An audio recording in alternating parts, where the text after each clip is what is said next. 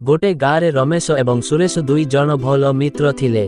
सेमाने एकाठी भल समय काटुथिले एवं सबु गुप्त कथा सेमाने पाखापाखी भाग करुथिले। गोटे दिन सेमाने चिंता कले जे जंगल को जाई सुंदर परिवेश उपभोग करिवे।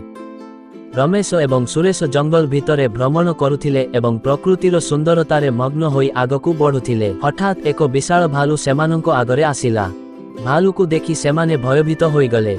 सुरेश अत्यंत भयभीत होई गछकू चढ़ीगला एवं रमेश को छाड़ीदेला। रमेश चिंता कला जे से किपरि निजकू रक्षा करिबो। से दिग विदिग चालिबा बदलरे चिंता कला जे मृत हेबा परि निजकू भूमि रे पकाई देबा भल। एहिपरि होउथिबा अवस्थारे भालू आसी ताकू घृण करी देखिला एवं रमेश निश्चल थिबार देखि भालूटी भाबिला जे से मृत अटे। किछि समय परे भालू सेठारु चालीगला। से अपेक्षा करिथिला जे सुरेश गछरु तळकू आसीबो एवं सबु कथा सुनिबाकू चाहिबो। सुरेश गछरु तळकू आसिला एवं कहिला, रमेश, भालू तोते काहींकी एते समय घृण कला? से कौनसी कथा कहिला कि?